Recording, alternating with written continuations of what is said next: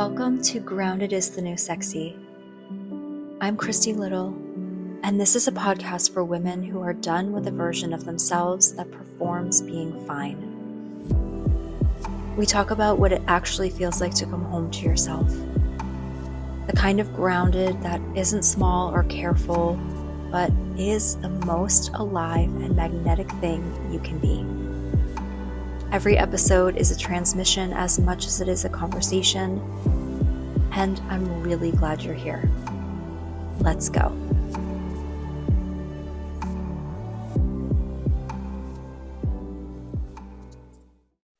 Hey, welcome back to Grounded is the New Sexy. I'm Christy, and this is episode 3 of the series, The Light That Was Always There. If you've been with me from the beginning of this series, thank you so much. Genuinely, anything I've put out before. And the fact that you're here and you keep showing up, that means something real. A quick recap of where we've been, because each episode builds on the last in this series. So I want to make sure we're all in the same room together before we go any further. In episode 1, we talked about Christmas lights, about why this time of year feels different, about the way we collectively give ourselves permission to slow down and notice beauty that was always there, and how that permission is available to us every single day if we choose it, not just because it's December. In episode 2, I told you my story, the real one, the kitchen moment. The years of performing a smaller and safer version of myself while the true work waited quietly in the background. The day it became more uncomfortable to keep dimming myself than to finally fully be seen. And that was a big one for me. It was the first time I was saying any of that truly out loud. Today we go somewhere different. Today we talk about what it actually means to live in your own light. Not just visit it, not feel it in quiet moments and then lose it again when the day gets loud. Not keeping it as a private thing you bring out when you're alone. Actually living there. This is the episode I wish someone had given me years ago, because I spent so long thinking that living in my light was a destination. Something I'd arrive to eventually when I'd done enough work, healed enough things, become ready enough. I want to save you some of that time. Here's the thing I got wrong for years. I thought living in my light meant feeling luminous all of the time. I thought it meant the fear would be gone. The self-doubt would be gone. With the moments of contraction and uncertainty and wondering if I was enough, I thought those would all just quietly disappear once I'd done enough inner work and arrived at the version of myself that was fully healed and fully radiant and fully ready. So I kept working towards that version. Program after program, and healing after healing, layer after layer, and each layer genuinely shifting something. I'm not dismissing any of that.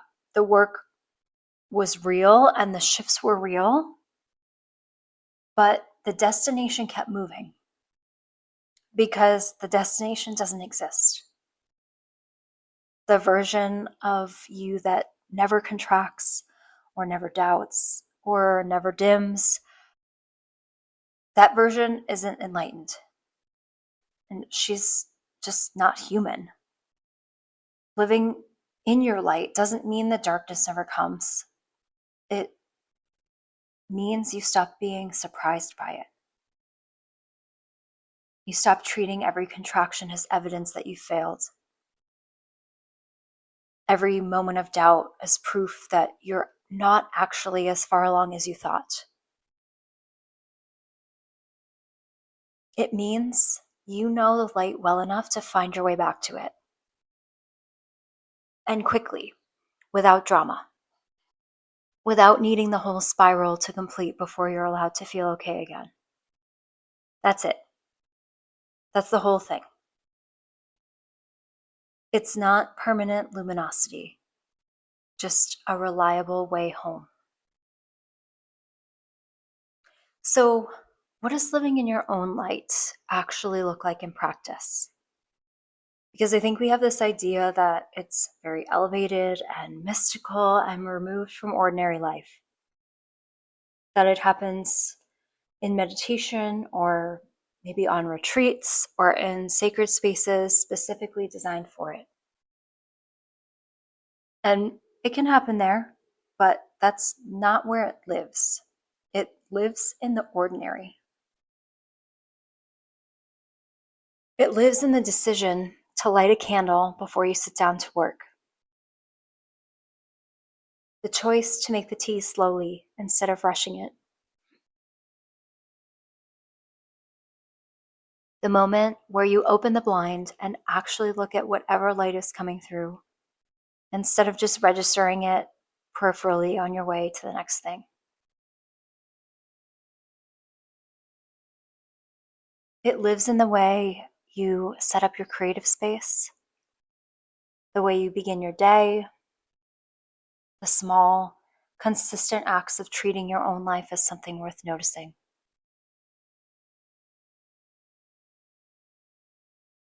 For me, and I've said this before, and I'll keep saying it because I think it's one of the most important things I know about myself. My studio and workspace needs to feel like somewhere a mystic would create every single day. Not just on the days I feel inspired or when I'm about to paint something I feel like is important, but every day.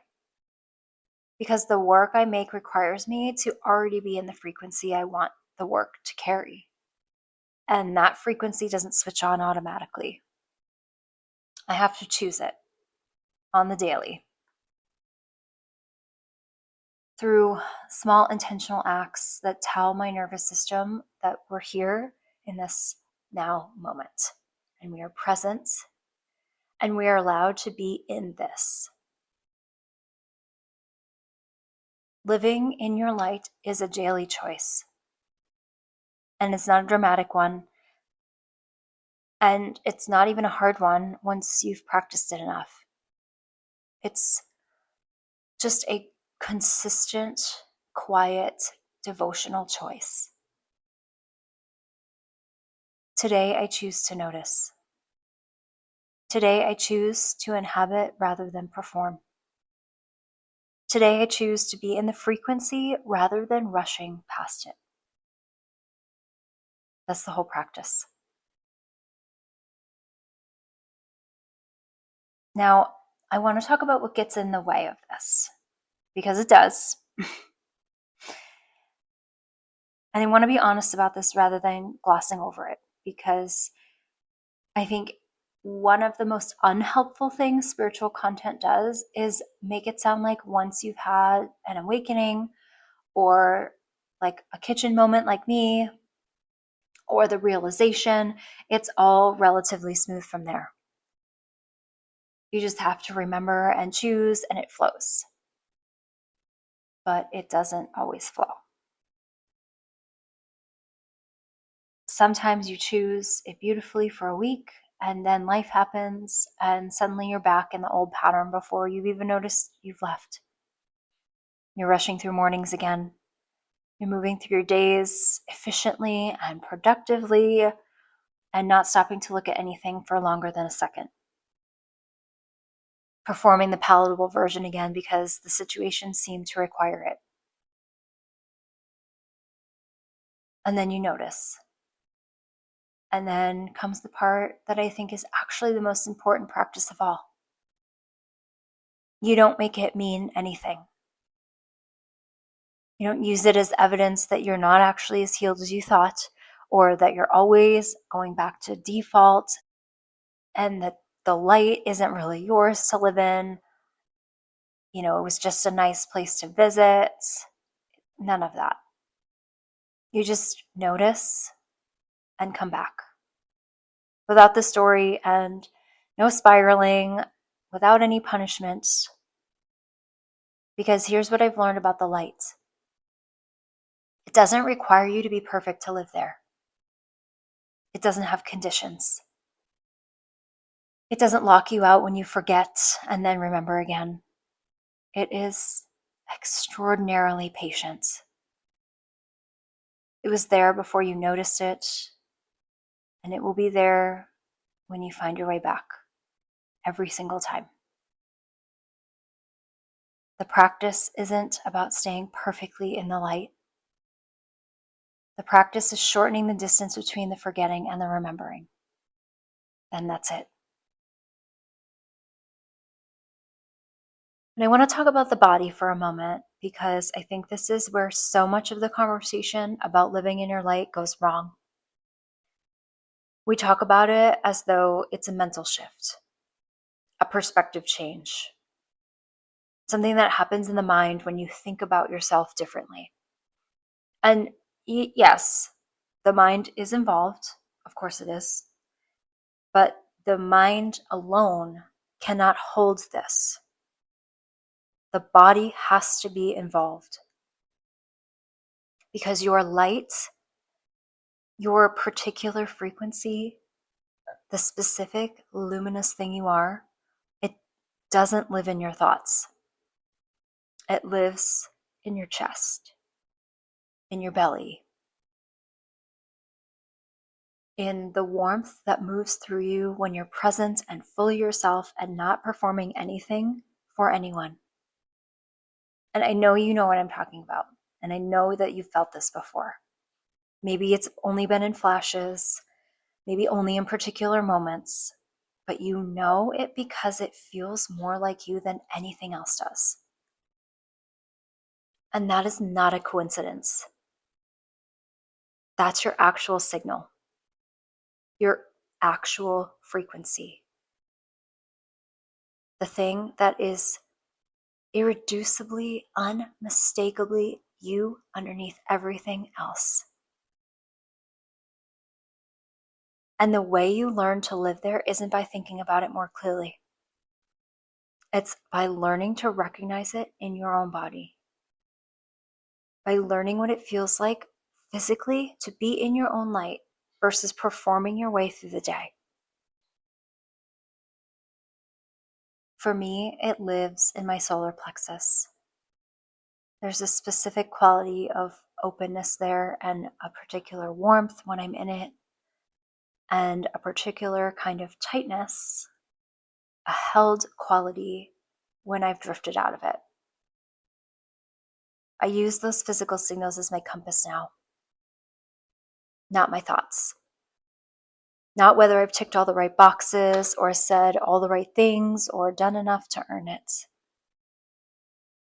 Just the body, just the warmth or the tightness, and just the signal.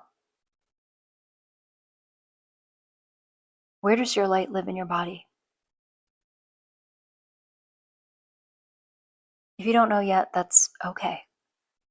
It's actually partly what today's meditation is for.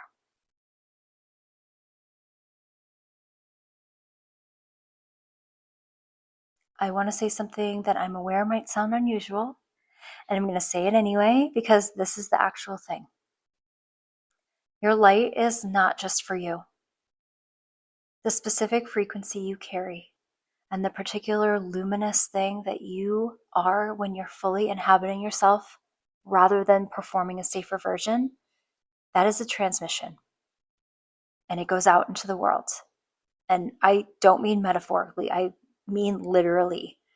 The energy of a person who is genuinely, fully, unperformatively in their own light is something other people can feel. It moves things in people around you that you never even knew needed moving. It gives permission in a way that nothing else does. When people find their way to my work, I know now they're not just responding to the paintings or the words or the content. They're responding to the frequency, to the felt sense of someone who has stopped performing and started inhabiting, to the transmission of a woman who found her way home and stayed. Because when you see someone living in their light without apology and without performance, without constantly managing how it's received, something in you recognizes it. Something in you says, that's possible and that's real. And if she can live there, maybe I can too. And I'm coming to understand that that is the most powerful thing I do.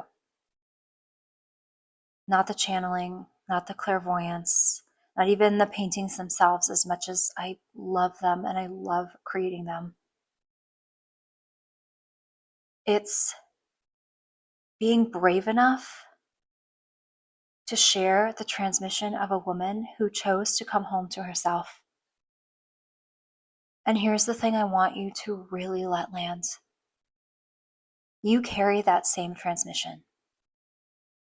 The specific, particular, unrepeatable frequency of you, fully inhabiting yourself. That is something the world genuinely needs. Not the polished version and not the palatable one, the actual version. Someone is waiting for the transmission that only you carry. And every day you keep dimming it is a day they don't get to feel it.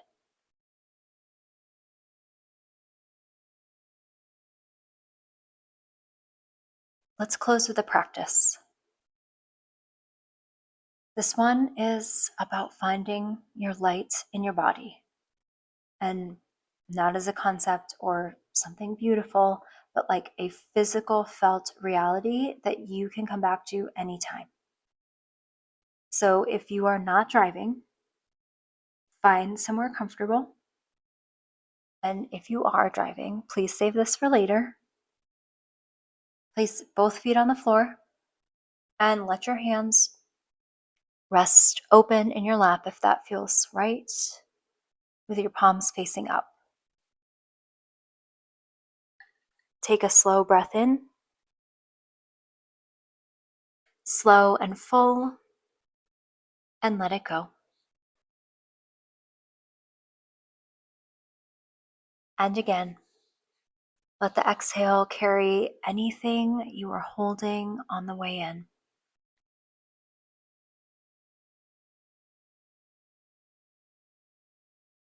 Good. Let your eyes close when you're ready.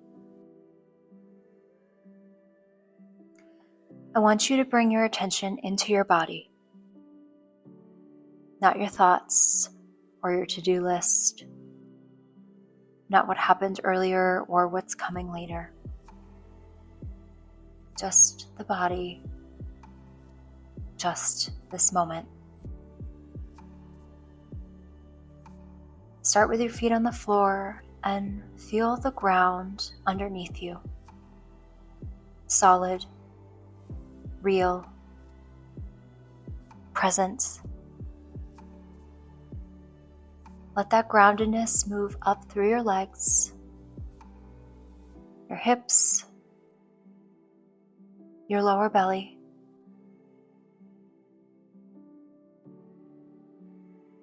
You're here. You're safe. You're allowed to be fully present in this body right now.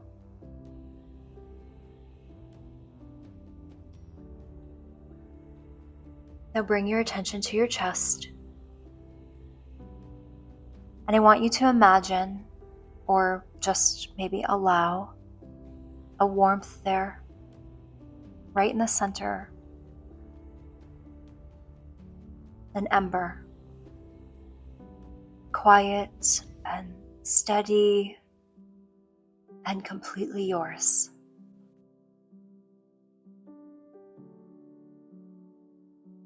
Don't force it. Don't manufacture it. Just create the conditions for it and see what's already there.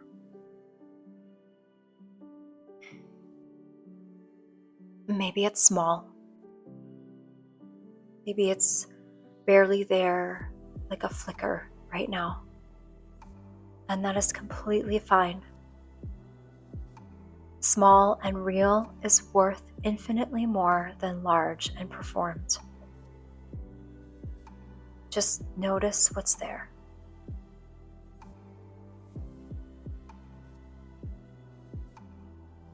Now I want you to breathe into that warmth, gently, like you're tending to something you love. With each breath, let it expand slightly, just naturally, the way a fire grows when it gets a little more air. Let it move into your heart space, into your shoulders,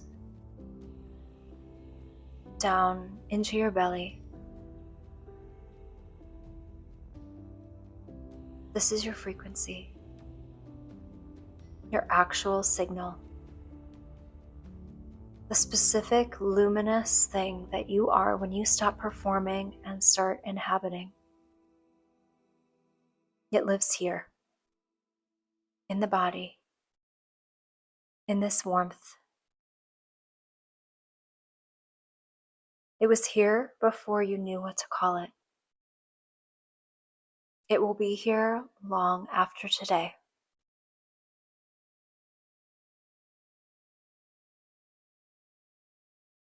Now I want you to make a quiet inner commitment. Not a big declaration, just a simple, private, true commitment. Something like, I will come back here. When I forget, I will come back. Without punishment, without drama, I will just come back. Let that settle.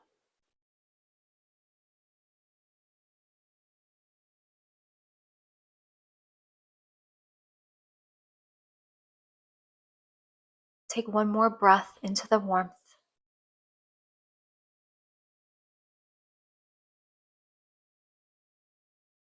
Bring a little movement to your fingers and your hands and come back slowly. And gently open your eyes.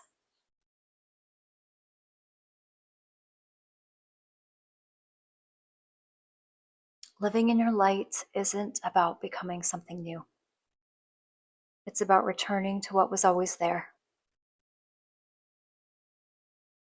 Reliably, consistently, without needing it to be perfect. The practice is just the returning.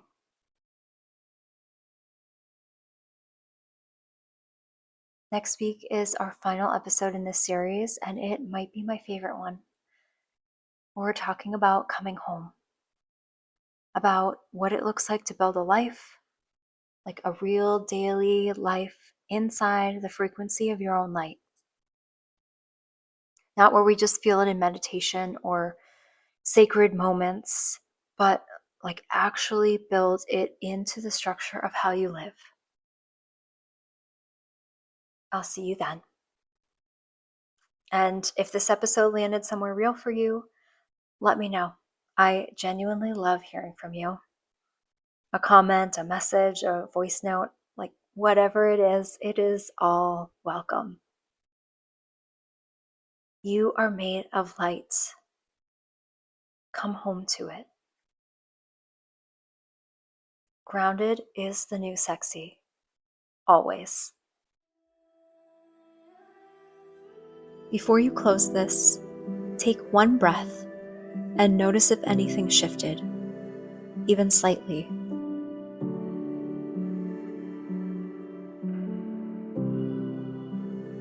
That shift is not nothing. That's the whole point. If this episode landed, you can subscribe on whatever platform you're listening on and share it with someone who needs to hear it. These conversations find people right when they're ready, and your share is what makes that possible. The show notes have everything. The Luminous Sanctuary on Substack, where I go deeper between episodes, and my website where the living lights and all current offerings live. And there's also a free meditation there for you, a still place you can trust. It's short, it's somatic, and it picks up exactly where this episode leaves off. If today landed in your body and you want to stay there a little longer, that's what it's for. Thank you for spending this time here with me. And until next time, I'm Christy Little, and you are already exactly where you need to be.